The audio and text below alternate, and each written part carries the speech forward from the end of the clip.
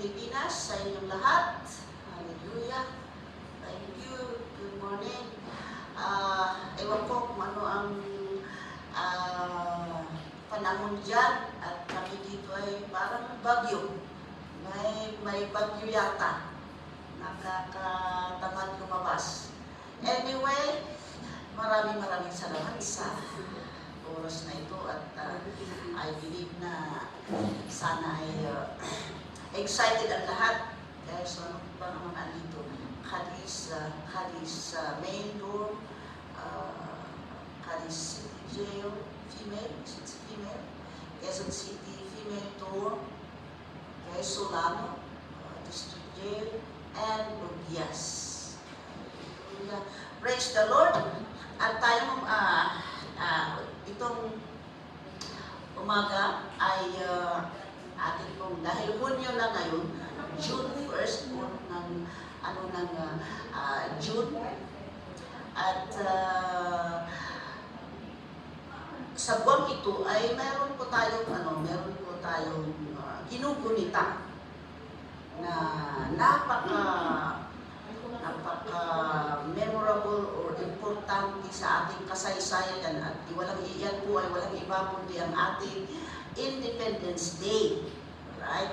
Sa June 12, Independence. Okay? Independence sa Tagalog ay kasarinlan dapat yan. Kasarinlan yung pagiging autonomous o ganon or self-governance. Kaya lang, ang ating ginagamit na termino ay Araw ng Kalayaan. Alright? Araw ng Kalayaan. Independence Day. Araw ng kasarinlan sana, pero Araw ng Kalayaan. At naniniwala po ako na mayroon pong mensahe ang kung bakit nagiging, hindi po aksidente yan na nagiging Araw ng Kalayaan. So, kung titingnan natin, ang ibig sabihin ng independence ay yung pagkakalas o kaya pagkalaya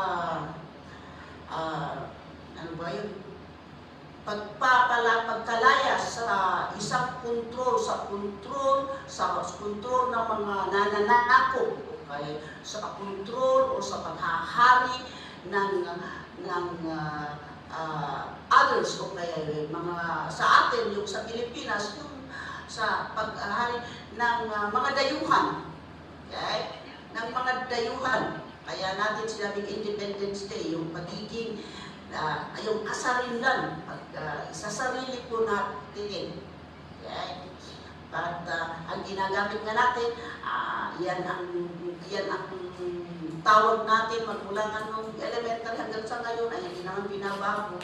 Yung mas maganda, Araw ng Kalayaan. Ibig ko sabihin, yung ating paglaya, okay? Sa pananakop, sa paghahari ng mananakop. Okay? At kaya mayroon na tayong sariling gobyerno, mayroon na tayong sariling pera, yung ganon. Pero atin pong pag-iisipan natin yung sitwasyon ng bansa, isang nasyon na nasa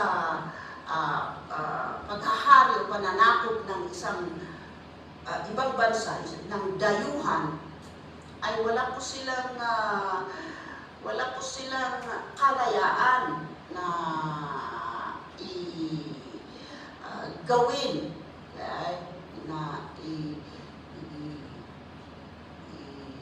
pasabatas yung gusto nila. Dahil sa ayaw man at sa gusto ay kung ano yung batas ng nananakop. Okay? Kung ano yung batas ng nananakop, yun ang ano natin. At we praise God naman, nagpapasalamat tayo sa mga naunang mga nakibaka para sa ating kalayaan. Kaya po natin ginugunita itong araw ng kalayaan. Pero meron pong isa na binayaran ang ating kalayaan. Ang kalayaan ng ating kaluluwa. Right? The freedom of our soul. Okay? Pero tingnan nga natin, mali natin, binigay ko scripture kanina. Romans chapter 5 verse 21. Ang dapat 12 yata ang binigay ko. Okay? Romans chapter 5 verse 21. So that just as sin reigned in death, so also grace might reign through righteousness to bring eternal life through Jesus Christ. Pwede ba natin basahin sa Tagalog?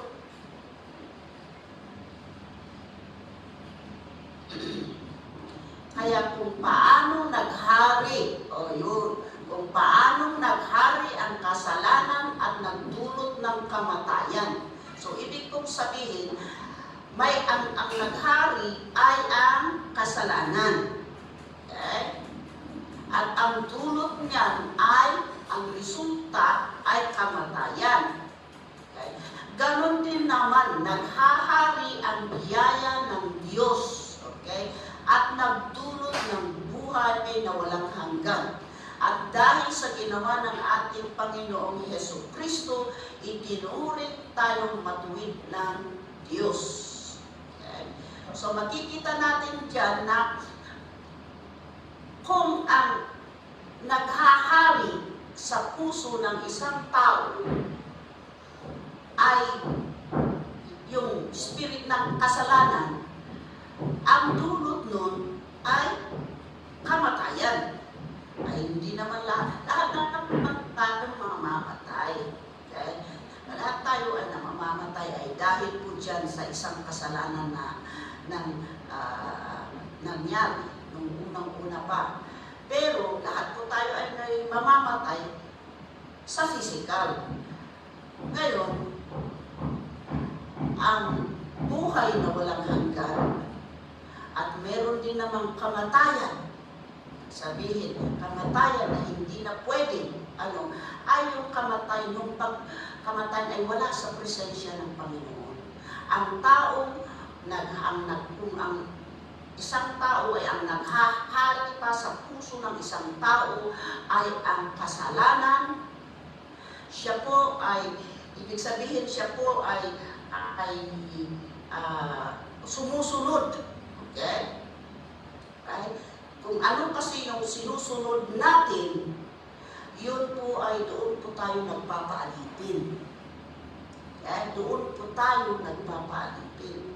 So, sabi niya dito na grace, okay, now God's wonderful grace, ang biyaya ng Panginoon ngayon sa taong dahil sa ginawa ni Jesucristo sa cross, ang biyaya ng Panginoon ay magdudulot sa atin ng matuwid. Kaya ginagawa tayo, iniligtas po tayo, ginawa tayong matuwid ng Panginoon. Hindi po yung kasalanan ang naghahari sa atin, kundi ang biyaya ng Panginoon ang maghahari at nang tayo po ay hindi na sumusunod doon sa paghahari. Ibig kong sabihin, pumalas na tayo. Okay? Ibig sabihin po, pumalas na tayo sa paghahari ng kasalanan sa ating buhay. Okay? Yan po ang tunay na kalayaan. Sa totoo lang, kung pag-uusapan natin ang kalayaan, wala po talaga yung talagang total freedom. Meron po tayong sinusunod. Dito sa lahat ng sinasabi ng democratic country dito sa Amerika ay sasabihin nila ganito, yung mga tao na nakahari pa rin yung kasalanan sa kanila na pagpunta nila dito may mga violations sila, may sinuway silang batas ng nasyon, sasabihin, oh, but this is a free country. Sasabihin nila gano'n, I can do whatever I want. Pwede kong gawin ng ano dahil this is a free country. No. God is a God of order. God is a God of order. Wala po talagang yung talagang kalayaan na yung gawin mo yung gusto mo. No. Okay? Hindi po yun pagpalagay na natin na kung halimbawa sa isang subdivision, nakatira ka sa isang subdivision, may homeowners association na pinirmahan mo na dapat ay sumunod ka, hindi ka pwede magsampay ng salawag mo dyan sa harap ng bahay. Diba? Hindi ka pwede magpatayo ng barong-barong dyan sa tapat. Kung ano yung patakaran ng homeowners association sa subdivision na yun, kailangan tuparin mo. Ganon din. So kung mawala tayo, dahil sa ginawa ni Jesus, kung mawala tayo sa pananakop o paghahari ng kasalanan sa ating buhay at tayo ay lumipat sa kaharian ng Diyos, kaharian ng Diyos, at tayo ay dahil lumipat na tayo, na ituturing na tayo, katulad ng binasa natin kanina, na matuwid sa paningin ng Diyos. Okay? Tingnan natin sa natin dyan, sa Colossians chapter 1 verse 13 to 14. Tagalog nga? Kaya yun. Iniligtas niya tayo mula sa kapangyarihan. Tingnan nyo yan. Kapangyarihan. Yan. Paghahari ng kadiliman at inilipat tayo sa kaharian ng minamahal niyang anak. Yan. Ito po, ang sinasabi po dito ay tinutukoy niya dito ay ang Diyos. Namamalatan. Inilipat tayo sa kaharian ng minamahal niyang anak, which is walang iba kundi si Jesucristo, at sa pamamagitan ng kanyang anak, tinubos niya tayo. Okay? Na ang ibig sabihin ay pinatawad na ang ating mga kasalanan. Dahil kay Jesus, sa kanyang ginawa, siya po ang binigay niya ang buhay niya, siya ay pinako sa krus upang pagbayaran ang patara, tubusin makamtan natin ang kalayaan ng ating kaluluwa, na tulad po ng ginawa ng ating mga ninuno, ng mga bayani noon na nagbuwis sila ng buhay upang makamtan natin ang ating kalayaan. Kung kaya tayo ay ginugunita natin ang araw ng kalayaan itong buwan na ito. Itong buwan na ito. Ngayon, ang kaluluwa natin, si Jesus ang tumubos sa atin. Siya po, dahil sa Kanya ay nakakamtan natin ang ating kalayaan, na i-transfer tayo sa Kanyang kaharian, at dahil siya ay tinubos niya tayo, at sa Kanya na tayo, pag-aari niya, siya na yung kumukontrol sa atin. Okay? At napapansin mo naman, kung halimbawa, dati kang ganito, dati ka sigurong marites. Ngayon, nung tinanggap mo si Jesus, na yung tagapagligtas, nakamtan mo na yung kalayaan, napapansin mo na nababago na. Alright? Nababago na yung iyong ugali na dati, na hindi ka aya-aya. Bakit hindi na yung kasalanan ang naghahari sa iyong puso, kundi yung Espiritu ng Panginoon. Alright? Espiritu ng Panginoon. So, kay Jesus natin, makakamtan ang tunay na kalayaan. Okay? Ang tunay na kalayaan. Makikita natin dyan sa John chapter 8, verse 36. Kaya kung ang anak ng Diyos, which is Jesus Christ, ang magpapalaya sa iyo, talagang magiging malaya ka. Right? Magiging malaya ka. Ano pong ibig sabihin nito? Malaya ka. Malaya ka sa epekto o kaya sa impluwensya ng kasamaan. Okay? Sa impluwensya ng katiwalian. Di ba? Kamumuhian mo na yun. Hindi na yung kaaya-aya sa iyo. Kaya ka ng appetite doon. Marami pong gustong itigil ang bisyo. Dahil pag yung bisyo ang naghahari sa iyo ay talaga naman na yun ay nakukontrol ka. Hahanap-hanapin mo yun. Marami naman alam natin, gusto talaga, tunay naman, sincere naman, genuine, na gusto nang itigil, pero hindi nila magawa-gawa dahil nga andoon pa yung iba pa yung nakukontrol. Kung gusto mo talagang ihinto, gusto mo talagang umawala sa hawla ng kamatayan, sa gapos ng hawla ng kasalanan, I should say, sa gapos ng kasalanan, ay kay Jesus mo matatagpuan ang tunay na kalayaan. Andun mo di ba? Napakahirap naman alam natin, hindi naman lumadali ang magpatawad. Right? Alam natin yan. Kung ikaw ay biktima ng isang betrayal o kaya isang oppression, natural lang sa atin ang magalit, o kaya magtanim ng pukot, ganun. Natural lang yun. Pero pag tayo ay nakawala na doon sa hawla o kaya sa tapos ng kasalanan, hindi po mahirap ang magpatawad. Dahil the more na kinikimkim po natin ang mga yan, ang galit, yung pagnanasa na maghiganti, at gano'n, hindi po tayo malaya. Wala pong kalayaan doon. Ibig kong sabihin, wala po tayong peace of mind. Alright?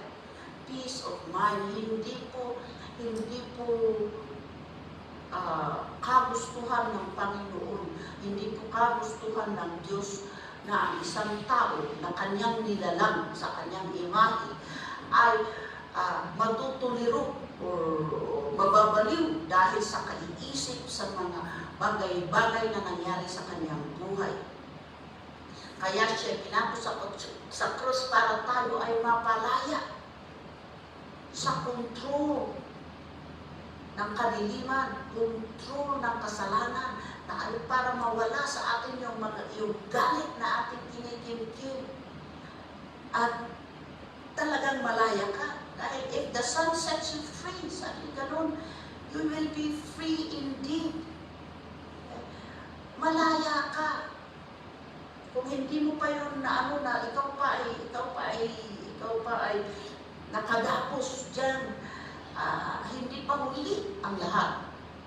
At kung habang ginugumitan natin yung pagbuwis ng buhay ng mga ating mga bayani noon para makamtan natin ang ating kalayaan, si Jesus ay kanyang ibinigay ang kanyang buhay upang makamtan natin ang kalayaan natin sa gapos o sa hawla ng kadiliman upang tayo ay malaya. Bakit niya gagawin yan? Tingnan natin sa Galatians chapter 5 verse 13 kung ano ang purpose, kung bakit tayo ay tinubos ng Diyos. Okay? Mga kapatid, tinawag kayo upang maging malaya. Okay? Tinawag kayo upang maging malaya. Ngunit huwag ninyong gamitin ang kalayaan niyo para pagbigyan ang pagnanasa ng laman. Okay? Tinawag kayong maging malaya, ngunit huwag natin gamitin ang kalayaan para pagbigyan ang pagnanasa ng laman. Sa halip, magmahalan kayo't magtulungan. Yung sasabihin nila gano'n na, everything is permissible. Sabi niya gano'n. Pero, pwede mong gawin ang lahat, pero not everything is beneficial. Nasabi niya gano'n. Hindi po lahat ay nakakabuti sa iyo.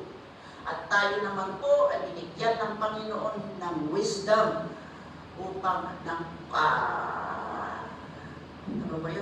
kukotin, matuwid na pag-iisip upang gamitin natin na mabuhay sa tamang pamamaraan. So, do not use, sabi ng ganun, your freedom to satisfy. Huwag niyong gamitin yung freedom mo to satisfy your sinful nature. Kaya dito po, pupunta ang mga dayuhan, pupunta ang mga galing sa mga ibang bansa. Akala nila, this is a free country, malangayak country ito, pwede nilang gawin yung lahat niya. Ikinigiitan nila yung ano yung ginagawa nila doon sa pinanggalingan nila, yun ang ipinaglalaban nila dito. Hindi po. Umalis ka doon sa bansa mo, pumunta ka dito sa bansa ito, sumunod ka sa batas ng bansa.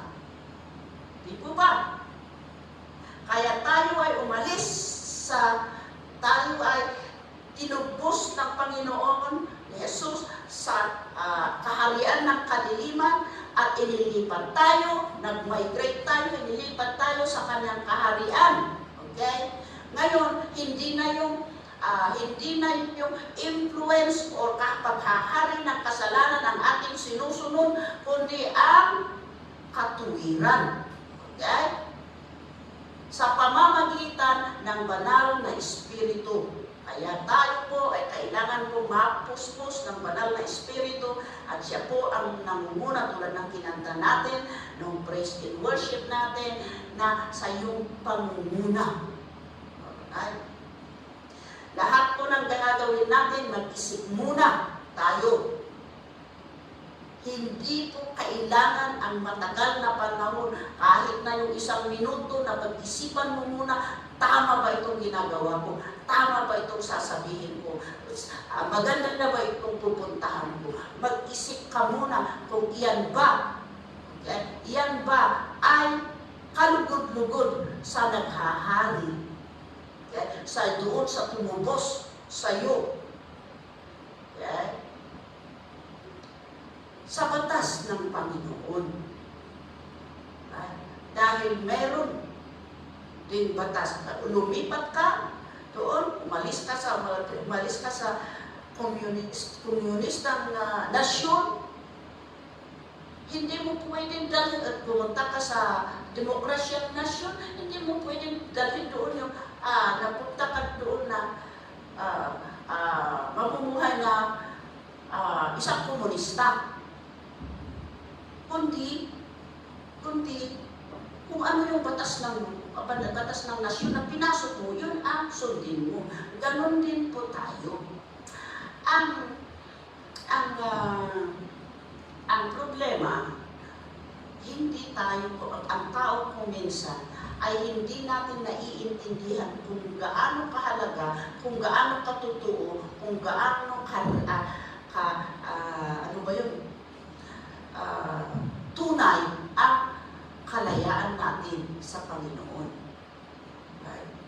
Tulad nga ng sino yung hapon na sundalo. Nakuda, ano yung pangalan nun? Nung giyera. Siyempre, hapon, nanakop, giyera dyan sa Pilipinas. Hanggang sa dumating ang mga liberators, mga Amerikano, at na-liberate tayo. Tapos na ngayong giyera, andoon pa na nagtatago sa kabundukan dyan sa south, dyan sa somewhere there in the southern part ng Pilipinas.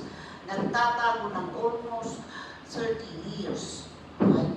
30 years na tapos na yung giyera, hindi pa siya naniniwala na tapos na yung giyera. Alright? Tapos na yung giyera.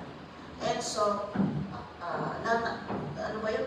Namuhay siya na isa pa rin tulisan. Ganon. Isa pa rin tulisan. Marami pong nagsasabi na sila ay Kristiyano. Kung tayo ay Kristiyano, malaya tayong magpuri sa Panginoon.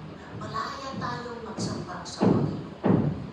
Yung mga Israelita, nung tinubos sila, inilabas sila sa kanilang pagkaalipin sa Egypt. Sa katagalan siguro na nandun sila sa Egypt, andoon pa rin yung slave mentality. Slave mentality. At dala-dala po nila doon, pagdating nila doon sa disyerto ng Mount Sinai, disyerto of Sinai, ganoon pa rin, inaasam nila yung mas gusto pa nila instead na magpasalamat sila doon sa presensya ng Panginoon, hindi hinahanap nila yung iniwan nila, yung karne ng Egypt. Okay? Yung andoon sa Egypt, sa totoo lang, gusto nilang bumalik. Kung tayo po ay pinalaya ng Diyos, okay? Ikaw ay tunay na born again at ikaw na ay nananamba sa Panginoon, ikaw na ay nagiging Kristiyano, ikaw na itinuturing niyang anak. Ganon. Alisin po natin yung slave mentality na yung dati nang gawi. Huwag po tayong paalipin uli. Okay? Huwag po tayong paalipin uli doon sa dati. Huwag natin balikan, huwag na natin pagnasahan kung ano man yung iniwan natin na magdadala sa atin, maghihila sa atin sa kadiliman, maghihila sa atin sa kasamaan. Nakanta na natin, tuloy-tuloy po. So, paano natin magagawa yan? Paano natin tuluyan paano makakamtan yung tuluyan na pagkalaya dyan sa slave mentality na yan, sa alipin na kasalanan. Kasi ay makikita natin sa Psalms 119 verse 45. Mamumuhay akong may kalayaan dahil pag pinagsisikapan kong sundin ang iyong mga tuntunin. Alright? Di ba? Mamumuhay akong may kalayaan dahil pinagsisikapan kong sundin ang iyong mga tuntunin. Ganon. Yan po ang solusyon. Yan po ang ibig ng sabihin. Yan po ang formula ng tunay na kalayaan ay ang ating pagsunod sa alituntunin, sa batas ng Diyos, sa alituntunin ng Diyos, sa kagustuhan ng Diyos, dahil siya na po ang naghahari sa ating puso, sa ating buhay. Tulad nga nagsabi ko, kung immigrant ka, kung galing ka sa ibang bansa at pumunta ka sa isang nasyon, sundin para ikaw ay malaya na ma-enjoy mo yung mga benefits ng nasyon na yun, ang ino-offer ng nasyon na yun, ay sundin mo yung batas ng bansa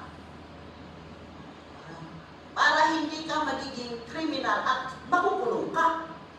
Kaya ang dami po, lalo ngayon, parang news update ito, lalo ngayon dito ay pinaghihigpitan po. May mga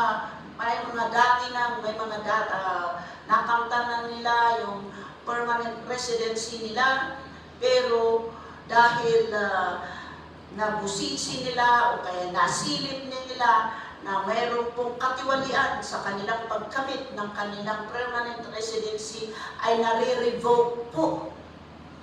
Right? Nare-revoke yung permanent residency nila at may mga napapauwi po. Hindi na yung kalaya dahil nga dala-dala yung mental ay mandala-dala yung slave mentality. Iniwan mo na yung katiwalian, iniwan mo na yung kadiliman. Diyan ka na nasa katuwiran. Yan ang kalayaan para ikaw ay malaya. Malaya kang makapagtrabaho, malaya kang magkaroon ng makabili ng bahay, makabili ng malaya ka at malaya mo makakamtan yung mga benepisyo na ino-offer o kaya ino-offer ng gobyerno. Right? Dahil walang dahilan sa kanila, wala silang nakikitang dahilan upang ipagkait yun sa'yo. Ganon, yun ang tunay na kalayaan. Yan ang tunay na kalayaan. Magpapasalamat tayo sa mga ating mga bayani na una na nagbuwis ng buhay upang makamtan natin ang kalayaan sa pananakop ng mga dayuhan. Pero mas lalo po na magpasalamat tayo at habang buhay po na purihin siya habang nabubuhay tayo dahil na siya po ay sabi niya doon nabasa natin kanina sa Colossians na He purchased, okay? He transferred us, na pinurchase niya ang ating kalayaan, si Jesus. Sa kay Jesus lang po natin nakamtan, okay? Makakamtan ang ating kalayaan at ang kalayaan na yan, kung para tayo ay mabubuhay ng tunay na kalayaan, ay ating pong sundin. Doon sa Psalms chapter 119. I-flash mo nga uli yun. Okay? Sabihin mo sa sarili mo. Okay, ngayon, basahin po natin lahat yan. Okay? On 3. 1, 2, 3. Mamumuhay akong may kalayaan dahil pagsisikapan ko Diyos pagsisipakan kong sundin ang iyong tuntunin. Pledge po natin yan sa ating buhay, sa ating mahal na Panginoon na tumubos sa ating kalayaan, tumubos sa ating kaluluwa. Okay? Ang pagsunod, okay? Pagsunod sa tuntunin, okay? Sa kagustuhan ng Panginoon ang magdudulot po sa ating talagang tunay na kalayaan kay Jesus. Okay? So, habang ginugunita natin ang Independence Day ahead of time, dahil ito lang po ang schedule po sa buwan na ito. So, Happy Independence Day po sa lahat. Alright? Happy Independence Day po sa lahat at tayo po ay manalangin. Heavenly Father, maraming salamat sa iyong presensya sa aming kalagitnaan. Maniniwala po ako na ikaw ay nangusap sa bawat isa. Ikaw po ang kumpleto. Kumpletuhin mo po ang mensahe sa aming puso at amin po nanaway, amin po isa puso, isa pamuhay na kami po ay mamuhay ng may tunay na kalayaan dahil sa aming habang buhay na pagsunod sa iyong mga tuntunin. Maraming salamat sa buhay ng mga PDLs, sa buhay ng mga jail officers, sa lahat ng mga bumubuo ng jail ministry. Maraming salamat. I speak an open heaven upon each and every one. Bless each one then, O Lord, in Jesus' name. Maraming salamat po. Pinabalik ko po sa ating MC. Praise God! Palakpakan po natin ang ating Panginoon. Hallelujah. Maraming salamat sa Panginoon sa kalayaan na ibinigay niya sa atin. At maraming salamat din. At maraming salamat din po, Pastora Susan, sa inyo pong pagbabahagi ng makapangyarihang salita ng ating Panginoon. God bless you po.